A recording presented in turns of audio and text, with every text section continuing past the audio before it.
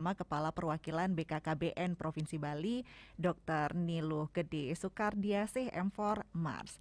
Dan jika berbicara stunting, nah ini data studi kasus, studi status gizi Indonesia 2021 ini menunjukkan dari 34 provinsi di Indonesia yang mendapat kategori baik itu hanya satu provinsi, yakni Provinsi Bali.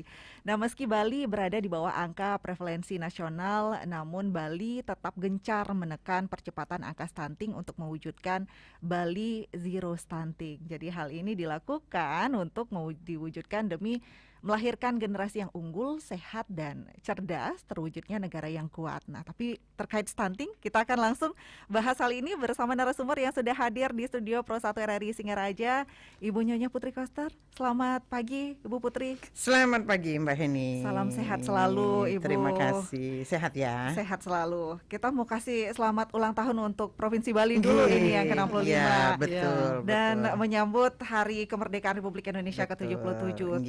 Tentunya kita pulih lebih cepat, bangkit lebih kuat. Bangkit lebih kuat pastinya. Dan Bu Putri tidak sendiri, ini ditemani oleh Kepala Perwakilan BKKBN Provinsi Bali, Bu Dr. Niluh Gede Sukardiasih M4 Mars. Selamat pagi, Dok. Selamat pagi Bu Eni. Salam sehat selalu ini. Ini perjalanan dari Denpasar langsung ke Singaraja begitu ya. Menikmati pemandangan sepanjang jalan. Wah. Juga shortcut.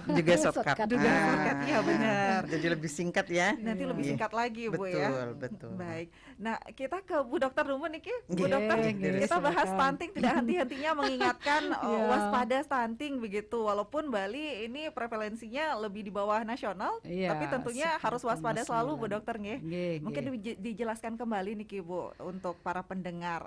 Kenapa kita harus mewaspadai ini, mencegah stunting begitu? Sebenarnya stunting itu seperti apa, Bu? Silakan. Terima kasih Mbak Eni. Para pendengar di seluruh Indonesia dimanapun berada, jadi kita selalu mengingatkan bahwa stunting itu kenapa kita harus cegah, karena stunting itu adalah salah satu menghambat pembangunan sumber daya manusia kita yang berkualitas, terutama di 2045. Jadi harus kita cetak mulai dari hari ini generasi penerus kita untuk menciptakan generasi emas. Stunting itu bukanlah penyakit Bapak Ibu ya. Jadi bukan penyakit, dia satu kondisi gangguan pertumbuhan dan perkembangan pada anak, terutama di 1000 hari pertama kehidupan, mulai dari prakonsepsi sampai dia berumur 2 tahun, itu namanya masa emas, golden period. Jadi di situ terjadi gangguan nutrisi, tidak mendapat nutrisi sesuai dengan kebutuhannya dalam jangka waktu yang lama, kemudian dia akan mengganggu pertumbuhan otaknya sehingga akan terjadi keluhan keadaan ya, kondisi di mana bayi atau anak itu akan lebih pendek dari seusianya, dan dia akan sakit-sakitan, kemudian kecerdasannya juga menurun. Nah, otomatis produktivitasnya juga akan menurun, daya saing juga kita akan menurun. Tentunya perlu kita sadari bahwa stunting ini penyebabnya bukan satu, multifaktor. Jadi banyak faktor, sehingga multi pihak yang harus mengintervensi. Jadi satu, misalnya multifaktor itu adalah dari faktor sensitif. Sensitif itu salah satunya adalah pola asuh, kemudian sanitasi yang buruk, kemiskinan, kebodohan atau pendidikan, dan lingkungan yang kurang sehat. Nah, itu 70% berkontribusi untuk penyebab stunting. 30%-nya itu adalah kesehatan, infeksi yang berulang, sakit-sakitan, terus mulai dari hamil sakit, dari remaja calon ibu hamil ini sakit, pada saat hamil juga sakit, lahir bayi juga prematur. Nah, itu 30% akan menyebabkan anak stunting gitu Mbak Eni. Baik. Iya. Nah, ini ada 70% sensitif, termasuk dengan pola asuh Iya, begitu Bu betul, ya. ya. Nah, ini pola asuh yang bagaimana Bu Dokter ini mencegah stunting? Kira-kira pola asuh yang sudah diterapkan di masyarakat sudah bisakah ini mencegah stunting gitu? Iya, tentunya ini nanti kita bersinergi, berkolaborasi dengan Ibu Ketua ya. Notabene kita sama-sama sasaran dari BKKBN adalah pembangunan keluarga melalui pendekatan keluarga, di mana Bu PKK ini yang sangat berperanan penting untuk pendidikan keluarga. Silakan Ibu Oke, Ketua untuk pola mungkin yang asuh ya, Bu pola ya. asuhnya ya. Nah, Bu Putri, iki pola asuhnya yang bagaimana Bu Putri? Karena kalau mungkin ini merasa sudah, oh saya sudah pola asuh sudah benar, tapi ternyata takutnya itu malah belum mencegah stunting begitu. Nah, ini pola asuh yang bagaimana, Bu? Nggih, PKK kembali mengingatkan pada hal-hal dasar yang menjadi eh, kewajiban dan tugas-tugas, yaitu tugas-tugas pergerakan, menggerakkan. Jadi kita di Rakernas ke-9 itu ada juga eh, program unggulan yang namanya Pak Aredi, gitu, pola asuh anak dan remaja di era digital. Tetapi kembali lagi, pola asuh yang kita inginkan bersama kalau ini terkait dengan anak-anak kita yang stunting, jadi kita mengambil peranan intervensi sensitif di situ, intervensi gizi, ada juga intervensi spesifik seperti itu yang tugas dari nakes ya. Nah, kalau kita lewat pola asuh yang paling konvensional, kalau sekarang kan ada pola asuh anak remaja di era digital. Itu kita mengikuti perkembangan itu. Kalau yang paling konvensional itu adalah bagaimana ibu-ibu, anggota keluarga, kepala keluarga di rumah masing-masing, di keluarga yang ada di masyarakat kembali menerapkan asah-asih asuh terhadap anggota keluarganya. Jadi kasih sayang, perhatian itu melingkupi kebutuhan gizi, kebutuhan jasmani dan rohani gitu ya. Jadi kebutuhan jasmaninya itu termasuk kebutuhan gizinya, kebutuhan pendidikannya, kemudian yang rohaninya itu bagaimana kedekatan komunikasi antar anggota keluarga, antar ibu. Kalau stunting itu pola asuhnya tentunya dimulai dari seorang ibu kepada anak remajanya dulu, anak remaja putri, ya kan? Anak remaja putri kudu tetap diingatkan bagaimana dia melakukan dan memperlakukan tubuhnya sendiri itu dengan sehat. Jadi selalu ingatkan remaja putri kita di zaman digital dan di zaman teknologi yang begitu canggih, anak-anak kita jangan sampai kecanduan alat-alat teknologi semacam gadget, sehingga anak-anak kita itu melupakan waktu untuk istirahat, merupakan waktu untuknya dia harus menikmati gizi-gizi makanan yang sehat, karena bisa saja itu kan pengaruh dari gadget yang menawarkan iklan-iklan yang ada di gadget itu menawarkan berbagai hal yang menarik perhatian, yang membuat hidup kita penuh dengan mimpi, mimpi menjadi langsing, mimpi menjadi tinggi, mimpi yang lain-lainnya, sehingga mengkonsumsi makanan-makanan yang tidak sehat untuk tubuh. Kemudian bermimpi juga ini itu, sehingga kita menjadi kecanduan alat gadget, sehingga kita melupakan yang namanya istirahat dengan baik. 1 kali 24 jam kita melek di atas di depan kamera gadget kita, di depan layar gadget kita, lupa tidur, kemudian lupa makan juga, sehingga apa? Dari remaja, anak-anak remaja putri kita itu sudah namanya kekurangan energi kronis karena itu terus karena makanan yang tidak teratur, kemudian kena anemi akut gitu kan, itu karena pola istirahat yang tidak bagus, pola makannya itu udah kena mah akut juga kan. Nah, kalau calon ibu seperti itu kondisinya, lalu ketika ada janin di dalam rahim, tentunya akan kan berdampak juga.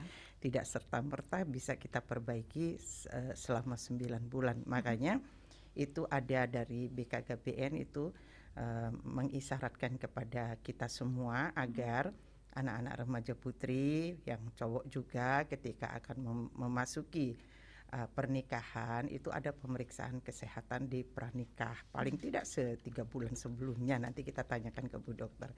Nah, kemudian pola asuh berikutnya itu adalah dari calon ibu kepada janin yang ada di dalam tubuhnya, gitu kan.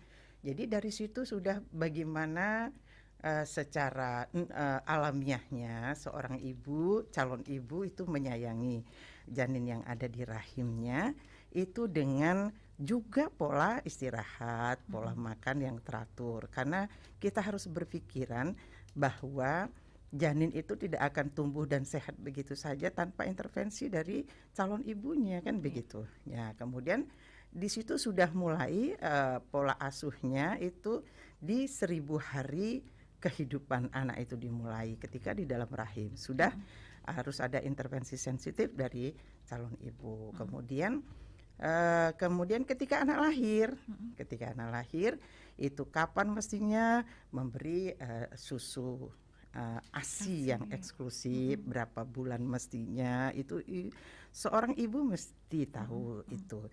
Jangan sampai aduh nanti susu saya kendor, jangan ya menyusuinya. itu jadi justru kalau nggak disusui nanti tambah kendor dia kan gitu. Jadi tetap ASI eksklusif itu penting untuk daya tahan tubuh anak kita gitu.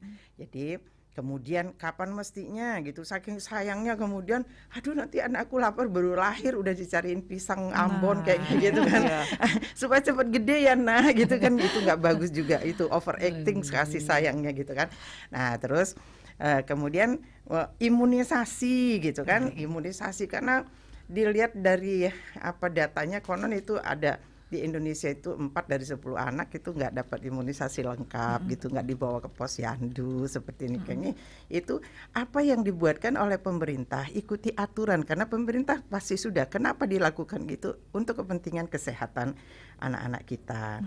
Nah kemudian itu juga perlu kan. Sekarang nih kan anak-anak atau orang tua yang keluarga-keluarga yang muda gitu.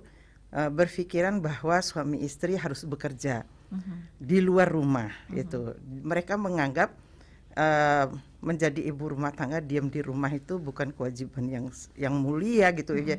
Jadi ibunya harus kerja, bapaknya harus kerja itu. Padahal di usia-usia itu pelukan, gendongan seorang ibu, ASI-nya langsung kan. Katanya sekarang sih udah bisa dengan alat yang air susu bisa disedot, ditaruh di kulkas kayak gitu kan. Nanti kan ada expirednya. Padahal kalau masih di susunya ibu itu kan, kenapa kalau susu ibu ngambil gini-gini ya? Refleks ya Bu ya. Langsung refleks ini. Jadi ketika air susu itu masih di wadahnya yang asli, dia nggak expired kan. Tapi kalau dikeluarin ditaruh di kulkas, itu bayi minum susu yang sudah dingin kulkas kan gimana? Bukan ibu tidak setuju, tetapi mungkin itu salah satu cara. Supaya tetap dapat ASI. Kemudian setelah itu pelukan, gendongan ibu selama 1000 hari kehidupan anak kita. Itu kasih sayang yang luar biasa. Itu akan melekat di aliran darah dia, di kulit dia, di pikiran dia, itu anak kita. Nah jadi sekarang keluarga-keluarga muda kan udah melahirkan, apalagi sekarang cutinya dari hamil menjelang melahirkan sampai anak 3 bulan. Mestinya kalau dapat cuti bisa lebih 6 bulan lah gitu ya. Nah kemudian pun setelah anak itu lahir gitu 6 bulan kemudian itu kalau ibu pribadi ya boleh ibu mengungkapkan kok ya ibu nggak setuju dengan adanya tempat-tempat penitipan anak. Anak itu bukan barang yang bisa dititip gitu kan. Kalau barang dia diam, tapi anak kan perlu bergerak. Nah, yang menjaga tenaga kerja yang ada di situ kan beda, akan sentuhan kasih sayang itu beda. Semampunya yang ada di situ, karyawan-karyawati di situ untuk memberikan kasih sayang beda dengan kasih sayang orang tua. Apalagi yang nitip anak itu lebih dari 10 orang. Bagaimana berbagi kasih sayang? Ya jadi karena tuntutan zaman sekarang ada seperti itu. Akhirnya ada kasus juga anak terlantar, anak kecemplung ke bak dan lain sebagainya. Tapi di sini ibu bilang yuk berdayakan seluruh anggota keluarga dan keluarga. Keluarga yang mana? Ada kakek neneknya yang mengasuh dengan kasih sayang. Itu juga sebenarnya untuk merekatkan antara anak itu sendiri dengan keluarga lingkungannya, dengan orang tuanya, orang tua dengan orang tuanya gitu kan, keluarga besarnya gitu. Silahkan itu mungkin diasuh oleh kakek neneknya ya kalau masih usia beliau yang ya kalau 60 tahun masih sehat lah. Jangan nanti kakek eyangnya yang sudah 90 tahun, nah itu keterlaluan. Jadi kalau mungkin ada bibinya, ada pamannya gitu silahkan, tetapi tetap anak kita harus tetap dalam pengawasan kita. Karena bahaya, tidak ada orang tua yang membahayakan anaknya sendiri kecuali dia ada gangguan mental gitu kan. Baik. Tetapi kalau di luar pengasuhan kita, anak kudu diperhatikan keselamatannya, lahir dan batinnya, rasanya. Nah, jadi itu bagian dari pengasuhan, kasih sayang yang memang harus orang tua kandung menyentuh langsung putra-putrinya. Jangan sampai kita melalaikan. Apalagi Mbak Heni sekarang ini misalnya anak-anak kita yang usia 2 tahun, 3 tahun udah mulai bisa komunikasi dengan orang tua kan. Tapi orang tuanya asik dengan gadgetnya. Lalu anak itu juga akan minta gadget. Akhirnya mulai dari kecil mereka udah belajar cuek dengan lingkungannya nih Kak. Jangan sampai seperti itu. Hal-hal yang konvensional, hal-hal yang klasik di dalam pengasuhan anak itu masih tetap dibutuhkan gitu. Jadi tidak semua bisa kita serahkan pada mesin, tidak semua kita serahkan pada hal-hal yang dimanage secara bisnis seperti penitipan anak. Nih, mungkin istilahnya bisa diganti atau bagaimanapun juga kalau anak selama kita kerja anak kita biarkan di situ dalam pengawasan orang lain, kecuali di anak kita sedang sekolah ya tidak apa-apa. Dia bersekolah PAUD misalnya TK gitu, kemudian dijemput orang tuanya, pulang lagi di rumah ketemu sama kakek neneknya, sore ketemu lagi dengan orang tua. Jadi tetap balutan kasih sayang, rangkulan kasih sayang orang tua itu akan menghangatkan jiwa-jiwa mereka. Itu seperti tanah yang tumbuh subur, enggak kering. Nah, yang kering ini akan membuat dia menjadi anak yang minder. Jadi apa? Tidak hanya tubuhnya yang pendek dan kerdil, tetapi juga sikap mentalnya yang kerdil itu lebih berbahaya lagi.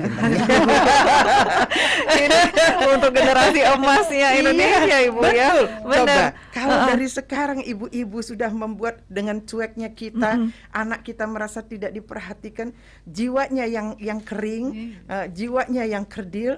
Loh, bagaimana? Mestinya kan boleh tubuh kita boleh 150 cm ya tingginya. Itu untuk ukuran anak-anak sekarang kan termasuk tidak tinggi ya. Tetapi kalau dia cerdas itu tidak stunting. Ya kan Bu Dokter selalu bilang orang stunting itu pasti dia pendek. Orang pendek belum tentu stunting. Nah, kalau misalnya Pak Koster. Waduh. Enggak enak sama Bu Dokter nih. Pak Koster nih, kalau ukuran cowok nih, kalau beliau berdiri dengan yang tingginya 180, beliau kan termasuk yang lebih pendek dari yang itu. Beliau sama tingginya sih sama Ibu, cuman untuk ukuran cowok. Tetapi kan kecerdasan beliau gitu loh. Duh, orang buleleng mana yang tubuhnya kecil tapi membelah itu menjadi shortcut. Oh, itu bukan stuntingnya. Nah, generasi-generasi itulah yang kedepannya, yang dalam artian kecerdasan IQ-nya itu bagus, kecerdasannya tinggi, kemudian kesehatan tubuhnya kalau bisa lebih tinggi lagi gitu kan. Nah, itu nanti kan tahun 2045 itu bonus demografi. Di situ anak-anak yang lahir sekarang akan menjadi pemimpin-pemimpin di masa depan.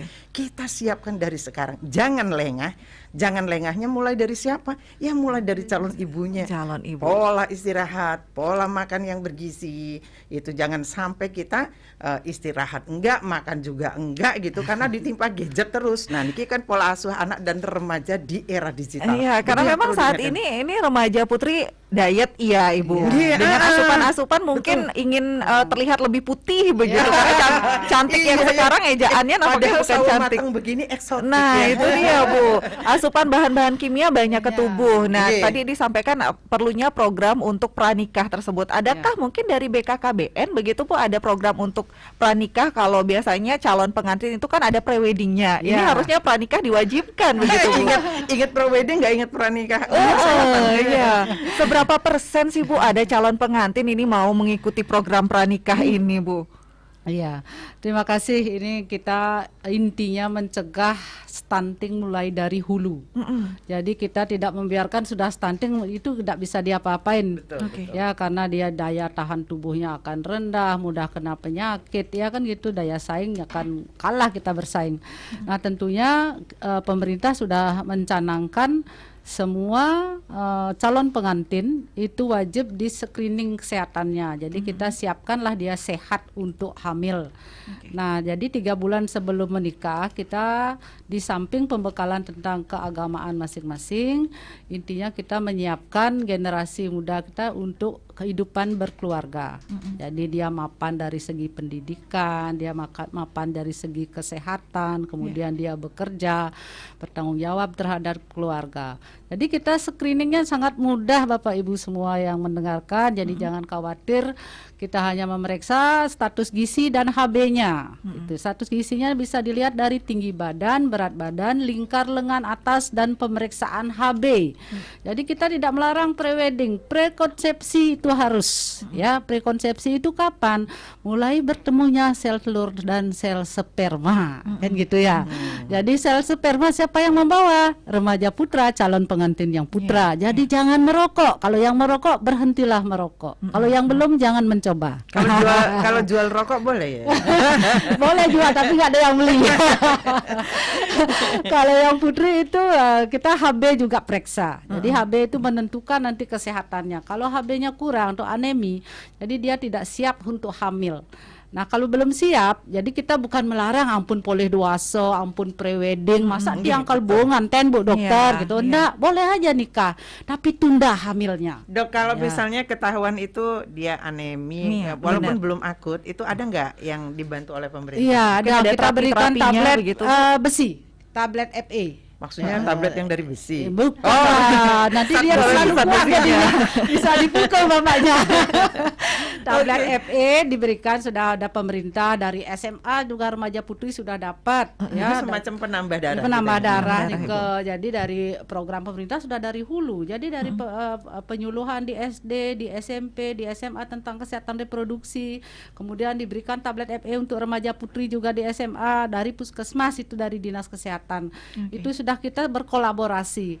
Nah, tentunya kita juga pada saat dia remaja ini menjadi pasangan usia subur, kemudian dia jadi calon pengantin, itu kita siapkan pabriknya ini biar produknya bagus. Itu intinya. Baik. Asal mau aja mendaftarkan diri mungkin Bu ya mengikuti pranikah ini. Enggak usah kalau misalnya malu gitu loh. Saya malu diketahui ini saya mau nikah sama ini gitu. Boleh, kita punya aplikasi namanya LCMIL, Elektronik Siap Nikah dan Hamil.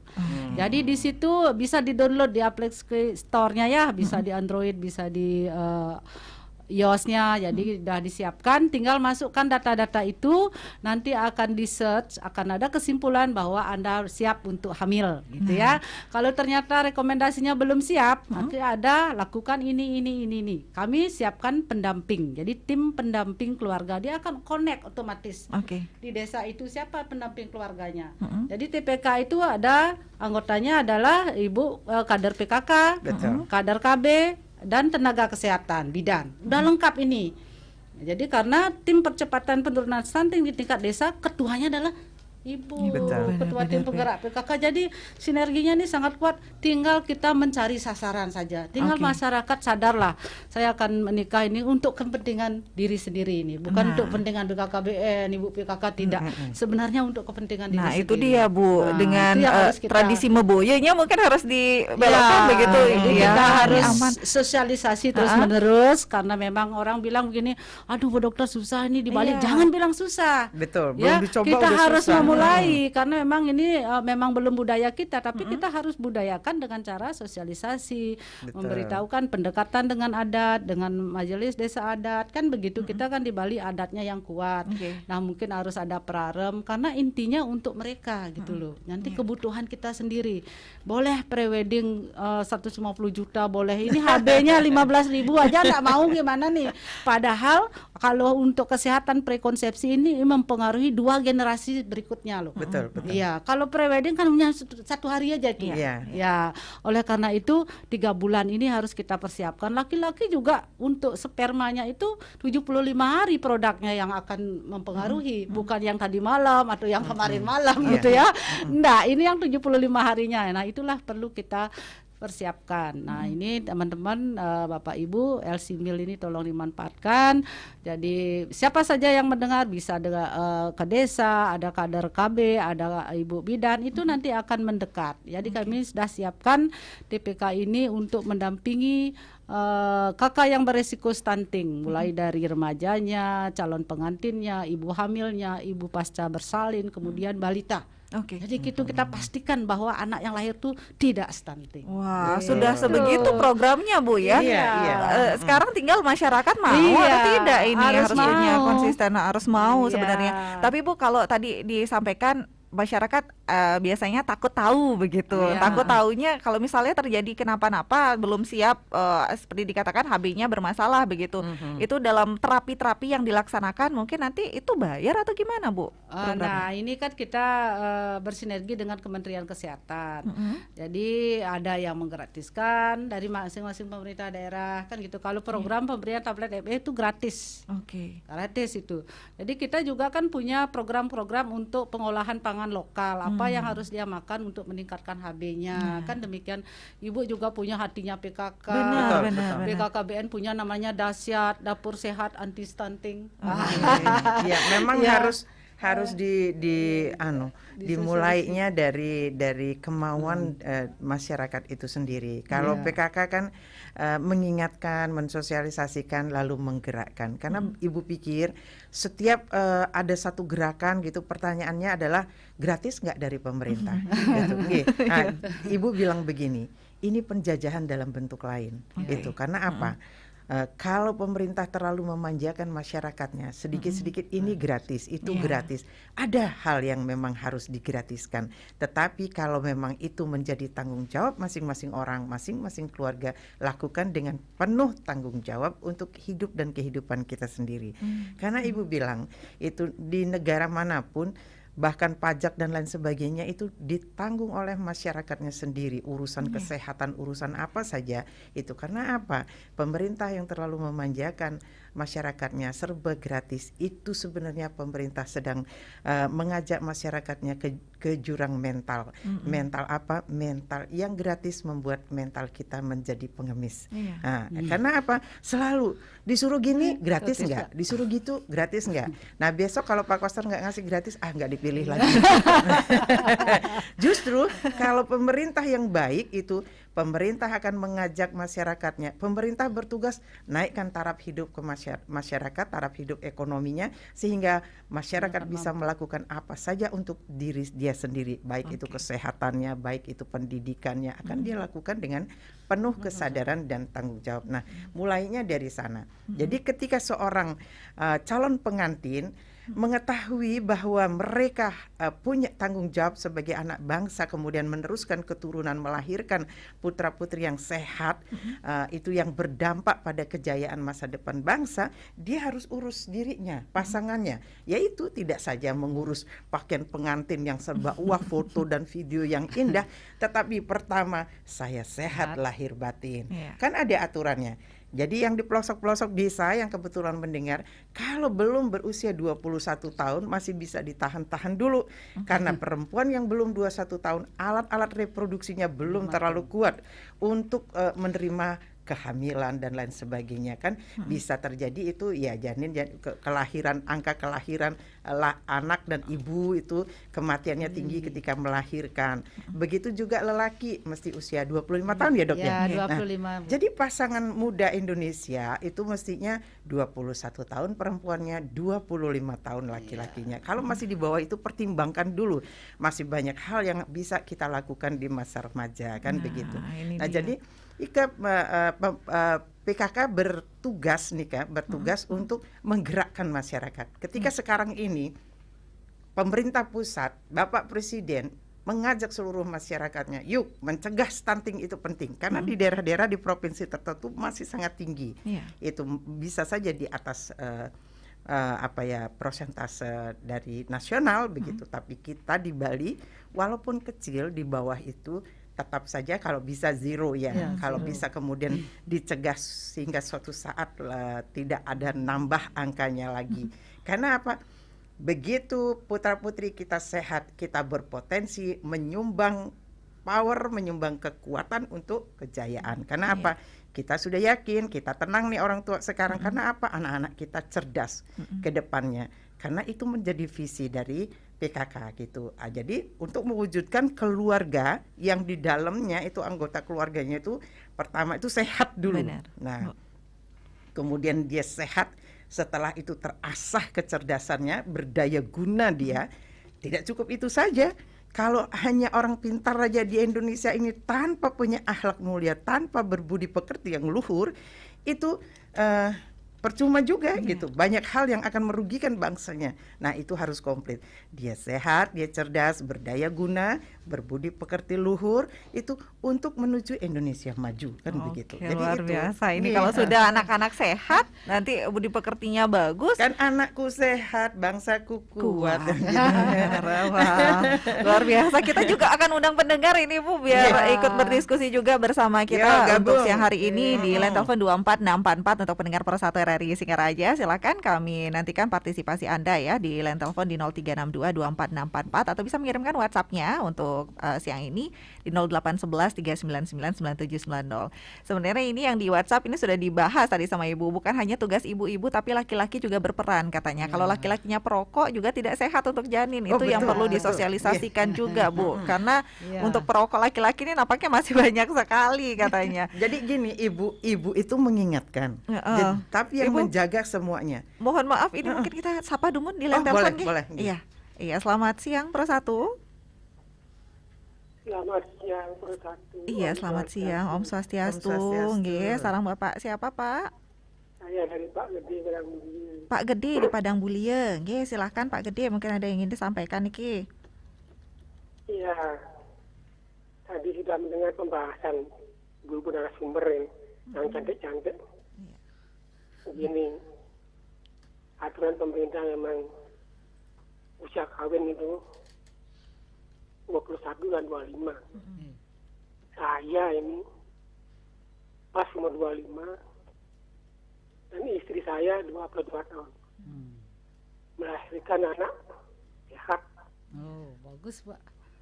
Buahnya besar, tinggi. Jadi contoh Pak. Tetapi kurang cerdas.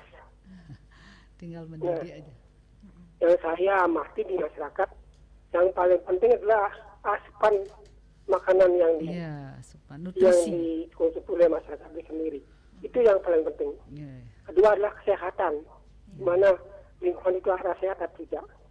Itu yang saya paling penting. Dan dengan demikian saya harapkan apa yang dikatakan Ibu mengenal sumber keberakahan dari kepala desa, dusun, ini sangat diperlukan. Kenapa? Karena terus terang saja tempat saya ini nggak punya tempat menanam sayur, tapi tidak menanam sayur karena tidak ada gebrakan dua. Sumber daya manusia kurang sekali. Hanya menunggu warung-warung yang dari pasar itu. Sedangkan banyak sekali lahan yang perlu yang sudah dipergunakan. Ya itu aja, terima kasih Om Santai. Terima kasih Pak Gede di Padang Bulie niki ya. Baik melahirkan anak sehat tapi kadang ada yang juga kurang cerdas begitu Bu ya. Mungkin ini desa-desa kembali. Kemudian satu Ibu di WhatsApp ini pengasuhan yang buruk salah satunya dipicu oleh perkawinan usia anak Bu. Nah, saat ini sejak COVID-19 melanda itu saya lihat SMA katanya ada yang sudah mulai nikah, SMP pun ada juga yang sudah menikah. Nah, bagaimana katanya Ibu melihat hal tersebut? Mungkin langsung ditanggapi, silahkan Ibu. Terus Ibu Dokter. Iya Pak, terima kasih Pak Gede dari Padang Mulia. Mungkin nanti untuk gerakan gebrakannya nih sudah ada hatinya PKK yang bergerak untuk memanfaatkan pekarangan ya Bu ya. Betul. Nah, saya izin untuk yang menikah usia dini katanya, dini bukan ditu ya Bu ya. Nanti tidak boleh nikah dini, nikah ditu.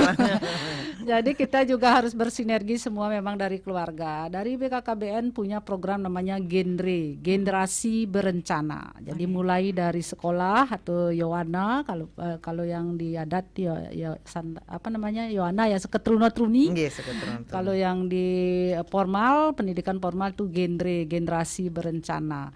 Nah, itu ada 4 triad. Jadi kalau simbolnya kan begini, no bagi 3, yaitu seks pranikah, seks usia dini, kemudian hindari narkoba dan HIV AIDS penyakit menular. Ya itu harus kita hindari, memang kita bersama-sama bersinergi mulai dari keluarga, pemerintah dan masyarakat itu sendiri, Bapak. Jadi memang kenyataannya ada yang memang kita tidak pungkiri, ada yang SD, SMP sudah mulai mencoba-coba. Nah tentunya ini memang pengaruh IT juga. Nah ini pola asuh kembali berperanan bagaimana kita orang tua memantau anak kita membuka gadget tuh apa yang dicari kan gitu ya. Kadang-kadang kan yang dicari terutama yang SMA, yang masa akil balik mulai naik remaja, pubertas itu biasanya rasa ingin tahunya sangat luar biasa sehingga ingin mencoba. Nah ini yang salah biasanya kalau kita tidak arahkan. Nah mungkin dari Ibu Ketua lebih lengkap menambahkan, silakan Ibu. Kalau untuk Pak Gede Padang Bulia nika patut bisa nika Pak Gede menjaga kesehatan asupan gizi anak-anak kita itu sangat penting. Untuk apa? Ketika kan orang bilang di dalam badan yang sehat ada jiwa yang sehat kan, kecerdasannya juga bisa terasah kok, bisa dilatih. Nah kecerdasan Nika kalau dia tidak di bawah standar banget, yang artinya memang ada gangguan pada kerja otak Nika, seperti pisau. Ibaratnya otak itu seperti pisau terus. Diasah deh terus jadi seperti mengasah daya ingat kan begitu. Kalau dulu Ibu sampai 10 nomor telepon teman bisa hafal kita, 5872239 gitu, 0361 sekian gitu kan. Tetapi dengan adanya gadget kita dimanja. Nah, karena Pak Gede dari Padang Bulia niki titiang menyapa Ibu Ketua Tim Penggerak PKK Desa Padang Bulia dan juga Bapak Kepala Desanya, mari jaga kebersihan lingkungan dengan sudah menemukan sistem atau pola pengelolaan sampah berbasis sumber. Ini penting sekali. Kesehatan itu mempengaruhi juga nanti sanitasi yang bersih, air bersih yang gitu kan, itu mempengaruhi nanti anak-anak kita tumbuh menjadi sehat dan kuat. Kemudian asupan gizi itu sesungguhnya murah. Kita harus bisa membedakan yang dibutuhkan lidah dan yang dibutuhkan perut. Yang dibutuhkan lidah yang enak-enak barangkali itu berasal dari zat penyedap. Biasanya gitu enak kan? Di mulut, sakit di perut, Bu. Iya begitu. Tapi begitu yang perut membutuhkan nggak enak di lidah gitu kan. Misalnya aduh makannya keladi kan sele dan gitu kan. Jadi Ibu Tim Penggerak PKK Desa Padang Bulia, yuk gerakkan niki sudah wajib karena ini jadi program unggulannya PKK, yaitu Aku Hatinya PKK gitu. Amalkan, kukuhkan, halaman asri, teratur, indah dan nyaman. Yuk kalau halamannya masih kosong-kosong, tanemin yang indah. Jadi halaman itu menjadi asri, dia nyaman. Kok kita pengen cepat pulang karena nyaman, adem di rumah. Nah di sela-sela itu misalnya di dapur, di sebelahnya dapur masih tanah kosong dikit, tanemin cabai, tanemin terong. Tapi jangan semua halamannya ditanemin terong dan cabai. Nanti ada yang terong-terongan, ada yang cabai-cabean. Nah gitu ya. Jadi halaman asri, teratur, indah dan nyaman itu kebanyakan semua tanemin sayur kan nggak indah itu loh, hanya di tempat-tempat tertentu saja. Karena itu, nah misalnya sayur itu dipetik sekian minggu kita petik sama keluarga, makan kangkung yang segar dipelecing kan enak begitu. Nah jadi itu, jadi mengajarkan anak-anak kita juga untuk bergotong royong. Yuk Padang Bulia, suatu hari mungkin kami akan ke sana untuk melihat apakah Ibu Ketua Tim PKK-nya, penggerak PKK-nya udah bergerak untuk hatinya PKK. Apakah Bapak Kepala Desanya yang punya tanggung jawab menjalankan Pergub 47 2019 itu sudah menjalankan pengelolaan sampah berbasis sumber. Oke, nanti langsung dikunjungi nih nampaknya Padang Bulia nih. Ibu mohon izin kita sapa kembali di telepon ya. Iya, selamat siang Pro 1. Halo, selamat siang. Halo. Iya, silakan Bapak. Oh, Bapak ini. Selamat siang. Nggih, silakan Pak Made Riba niki. Sing Wayahade. Wayahade, nggih silakan Wayahade langsung niki sareng. Waktu ke Beleleng, Ibu sareng dengan Bapak. Don nih. Niki Ibu niki. Nggih, titiang sendiri mantan niki Bapak enten api, Pak.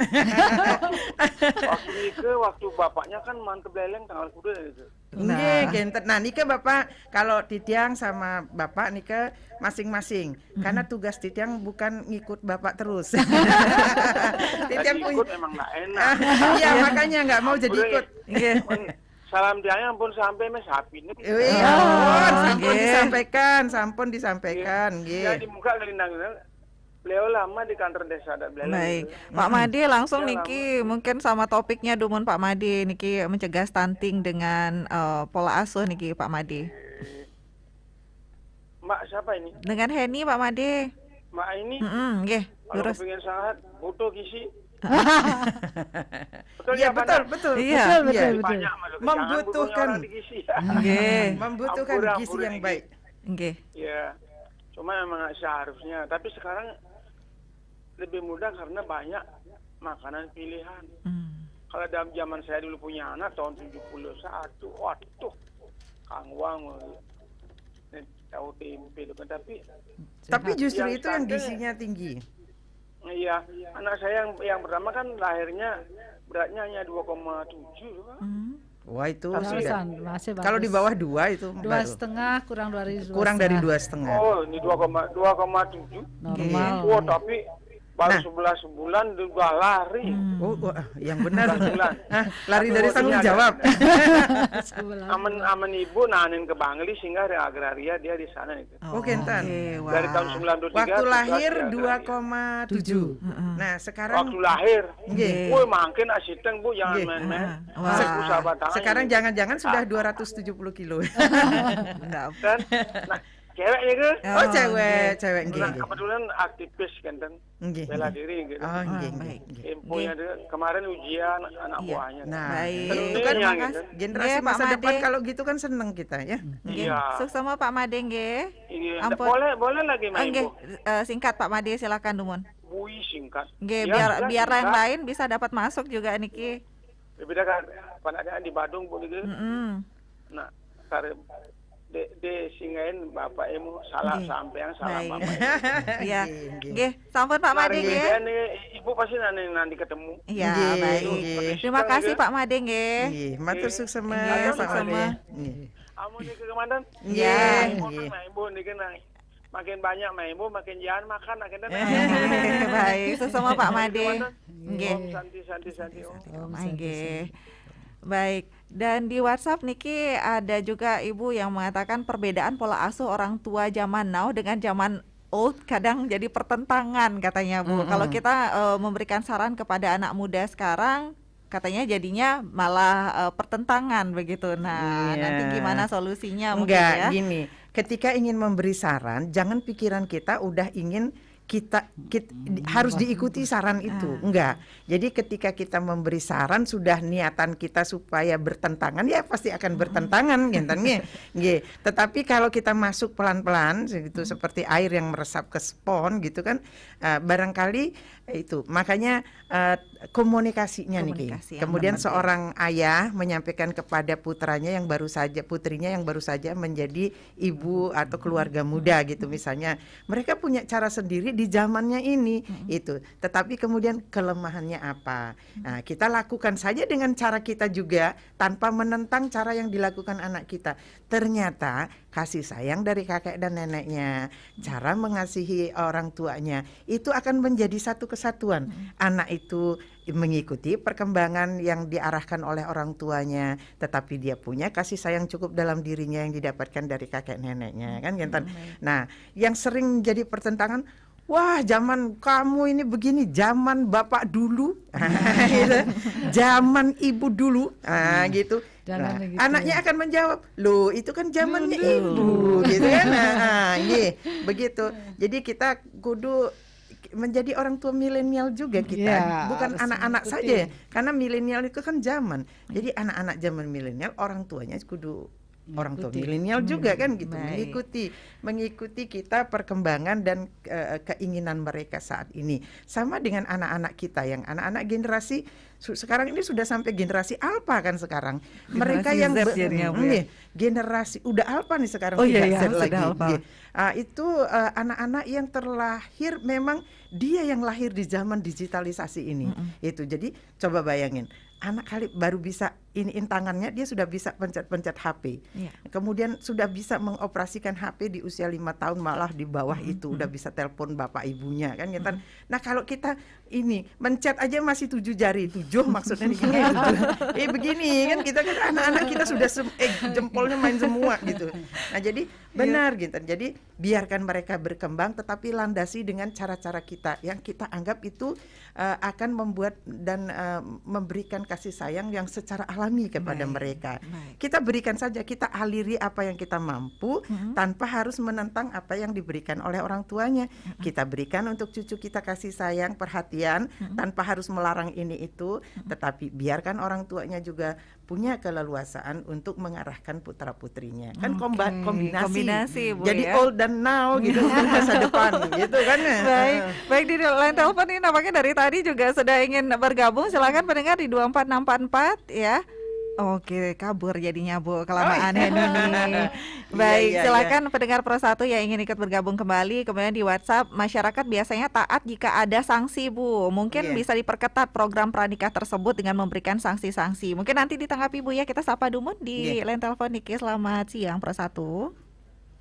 Selamat siang. Selamat siang. Dengan Bu Heni ya. Iya, saya dengan Heni. Niki dengan Pak. Tadi Bapak siapa Pak? Dari Tejakula. Pak Putu Wayang. Pak Putu Wayang Tejakula. Tadi saya sudah mendengar pembicaraan narasumber Ibu ya dengan Ibu. Tapi saya tidak tahu Ibu siapa ya. Niki Ibu. Ya. Kayaknya Ibu gede, Ibu gede. Bu Putri Koster niki Pak Ibu Putu. Koster ya. Nggih. Oh, terima kasih Bu Koster, bisa saya bersua sama Ibu sekarang. Oh, nggih Bapak, nggih. Sehat nggih. Saya Putu Wayang dari Tejakula. Saya mau nanya sedikit aja. Tadi saya sudah mendengar masalah perkawinan dini, perkawinan apa itu namanya stunting ya Bu ya. Nggih. Itu perkawinan harus dengan pemeriksaan segala bagi anak-anak muda sekarang, anak-anak muda-mudi. Nah, seandainya Bu ada orang duda atau janda sudah tua berarti ini, kalau mau kawin apa perlu juga pemeriksaan itu Bu ya. Kalau mau kawin dengan perkawinan seumuran, bisa nggak dengan beda umur gitu. Cuma itu aja saya tanyakan Bu. Maaf Bu ya Bu. Terima kasih Pak Putu Wayang Suksema niki di Tejakula. Nah karena ini ada juga ini duda janda tapi masih usianya masih muda begitu kan Bu ya, masih usia produktif. Mungkin satu penelpon lagi Bu nggih, bisa di line telepon. Selamat siang Pro 1. Selamat siang, Om Swastiastu. Om Swastiastu. Aduh, akhirnya ada ibu-ibu nih masuk. Dari tadi bapak-bapak terus nggih. Iya. Dengan Ibu siang menjelang sore Ibu Putri. Waduh, dengan Ibu siapa Bu? Dari Jalan Gunung Semeru. Oh, Jalan Gunung Semeru ada Mbak Ari nggih. Jadi saya juga tanyakan, sebenarnya saya udah tidak bisa punya anak lagi karena sudah umur Bu. Begini gimana, apa berbahaya kalau soalnya gini Bu, setiap saya hamil itu bengkak kaki saya itu betul gitu loh. Betul. Terus kalau udah mau lahir udah habis lahir itu hilang dah. Apakah seterusnya kalau gitu bisa membahayakan kehamilan itu Bu?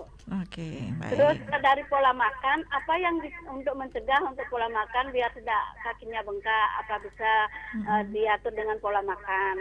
Ini biar anak-anak saya itu bisa biar saya tak kasih tahu gitu loh Bu.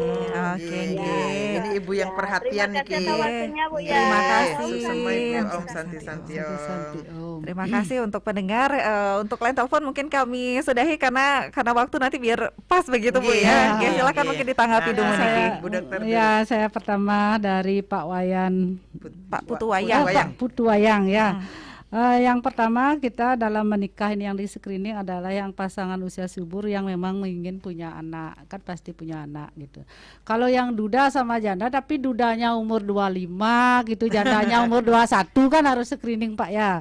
Nah tapi kalau jandanya umur 50, dudanya umur 60 kan tidak ingin anak lagi dan tidak akan punya anak, itu tidak perlu di screening. Jadi intinya kita menyiapkan anak yang lahir ini sehat gitu. Jadi kalau tidak ingin punya anak ya kan usah di screening gitu intinya. Kemudian yang kedua Mbak Ari, untuk setiap hamil bengkak itu biasanya karena kehamilan. Jadi hipertensi dalam kehamilan gitu biasanya. Nah, tentunya makanan-makanan yang diatur jadi pola hidup sehatnya adalah diet rendah garam ya, garam sama lemak yaitu, kemudian olahraga yang teratur gitu. Itu biasanya pada saat hamil saja karena proses kehamilan. Setelah itu dia akan kembali normal. Nah, tentunya inilah yang akan kita intervensi selama kehamilan ini, bagaimana menjaga agar bayi itu tetap sehat sampai lahir. Nah, tentunya pada saat hamil minimal 5 kali harus periksakan diri ke puskesmas atau ke rumah sakit atau ke bidan tenaga kesehatan setempat untuk mengkontrol ininya, namanya kehamilannya. Ada 4T namanya, tinggi tensinya gimana, tinggi pundus uterinya, tablet FE-nya, dan tinggi pundus uterinya itu apakah sesuai dengan umur kehamilannya. Nah, itu kalau sudah di maintenance terus diperiksa terus setiap bulan, akan kita bisa cegah jangan sampai ibunya nanti misalnya sampai pecah hipertensinya sampai stroke gitu, jangan sampai seperti itu, kemudian bayinya lahir muda. Nah, itu yang kita khawatirkan. Oleh karena itu pemeriksaan kesehatan itu sangatlah penting, Bu Ari ya. Mungkin ditambahkan oleh Ibu tentang pola makan, silakan Ibu. Iya, seperti di awal disampaikan bahwa intervensi terhadap gizi itu sangat menentukan nanti anak itu perkembangan kesehatannya seperti apa. Jadi tetap perhatikan pola makan, pola istirahat dari anak itu remaja, kemudian setelah dia akan menjadi calon ibu sampai kemudian ibu dan merawat bayinya 1000 hari kehidupan, kan begitu. Titi yang lebih tertarik yang tadi itu Mbak Heni, kan ada di WhatsApp itu apakah perlu regulasi seperti ada sanksinya, ada sanksinya.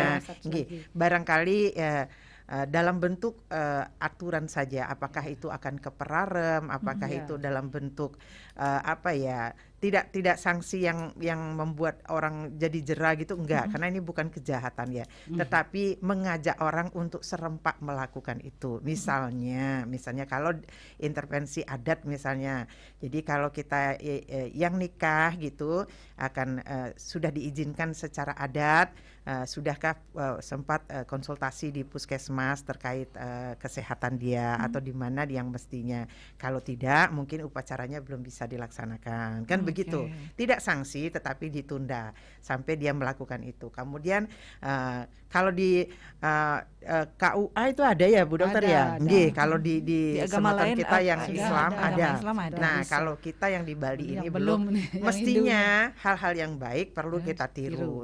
Kita tiru. Jadi buatkan saja aturan bahwa harus mereka melakukan itu. Semisal misalnya ketika mereka konsultasi, mereka akan mendapatkan surat keterangan. Memang sudah ada sehat. Sertifikatnya sudah Ibu. Ada ya. Ada similnya keluar. Nah, itu pakai kalau lampiran nanti itu harus dilampirkan. Ketika misalnya mencari akte nikah. Jadi itu. Kalau masyarakat sudah tahu dan itu wajib, jadi di samping nikah yang utama adalah kesadaran diri bahwa dia harus sehat karena dia harus melahirkan anak yang sehat. Karena apa? Kan katanya menurut ahli, Titiang nguping juga dari Bu Dokter itu kan, itu ada akibat, ada dampak. Akibatnya itu tidak bagusnya tumbuh kembang kan ke tubuhnya anak itu sendiri. Kita akan mempunyai anak yang tubuhnya lemah, kemudian otaknya tidak berkembang, dan bukan kita tidak mau mengurus, tetapi itu kan akan menjadi beban, menjadi beban keluarga ke depannya. Itu kan. Terus dampaknya nanti apa?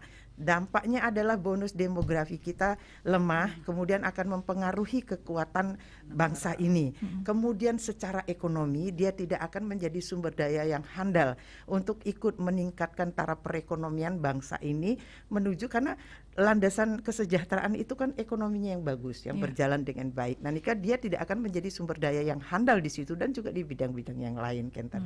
Nah, jadi dampak, akibat dan dampaknya itu yang lebih kita pikirkan, dan tanggung jawab masing-masing ketika saya akan nikah. Tidak hanya menjalankan saya cinta kamu lalu saya punya anak, enggak, tetapi ketika saya menikah, saya menjadi warga masyarakat yang punya kewajiban meneruskan keturunan ini dengan hadirnya putra-putra yang suputra gitu, yang jadi yang sehat, yang cerdas, berdaya guna, berakhlak mulia, tidak stunting. Makanya itu luar biasa. Karena bahaya ke depannya itu luar biasa. Disitulah pemerintah menyampaikan kepada seluruh warga masyarakat bahwa mencegah stunting itu penting. Baik, Ibu terakhir mungkin Niki yang ingin disampaikan untuk masyarakat, Ibu, untuk ajakan mungkin ya untuk masyarakat pendengar Pro 1 yang sedang mendengarkan acara kita juga. Silakan Ibu terakhir untuk closing statementnya. Jadi kepada seluruh kader PKK, seluruh pengurus PKK, tim penggerak PKK, yuk bersama-sama, karena ini sudah menjadi program nasional yang sudah sangat mengkhawatirkan barangkali bagi bangsa, bukan barangkali, yang mengkhawatirkan untuk masa depan bangsa kita. Mari kita bersinergi, kita bergotong royong untuk dapat menuntaskan yang namanya stunting. Karenanya PKK mesti bergerak, gerakkan masyarakat bahwa mereka harus tumbuhkan kesadaran, memelihara kesehatannya demi masa depan putra-putri kita yang akan mengemban kejayaan bangsa ini. Baik, luar biasa Bu Dokter. Harus merdeka. Saya mengajak masyarakat semua, terutama masyarakat Bali bersemangat ya. Eling stunting itu penting ya. Tinggal dibuka website BKKBN, klik Eling stunting. Bapak Ibu bisa di situ bertanya jawab, berkonsultasi. Kami sudah menyiapkan semuanya gratis secara online. Terima kasih. Terima kasih Bu.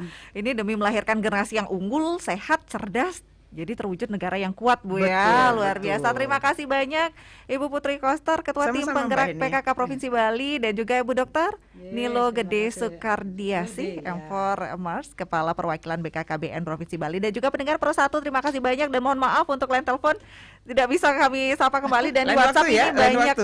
Iya, ini di WhatsAppnya masih banyak sebenarnya Bu, mohon maaf sekali. Dan pendengar, kami akhiri untuk dialog siang hari ini, dan terima kasih banyak, tetaplah bersama kami di Pro 1 Kanal Inspirasi. Terima kasih banyak Ibu. Sama-sama. Bu Dewi, ada cek seming terkenyal gadi cengak tiang ibu sungkan iki. Nggih Bu Made, cek kenyal saja bayun tiangan niki, mina kuliah tiang mabot niki pi Bu. Men sampun boleh ke dokter utawi ke bidan Bu.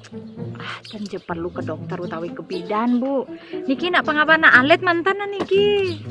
Meratu Bu Dewi, justru nikah Bu, napi malih ibu mangkin sedang mabot.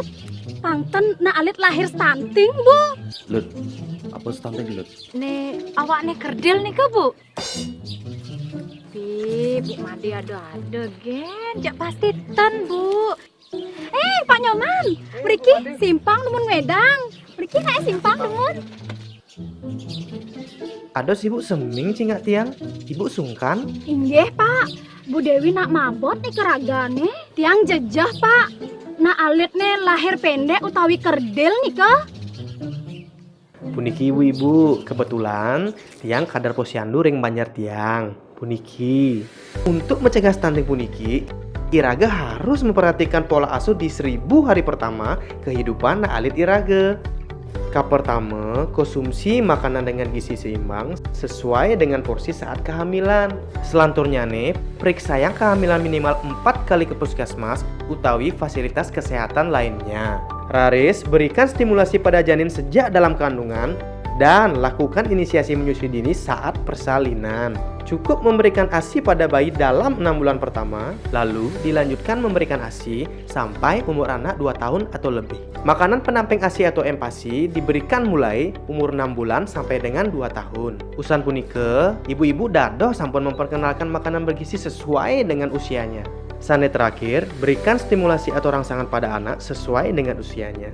Sampunang lali ibu-ibu, Iraga harus memantau perkembangan anak kita dengan kartu kembang anak atau KKA.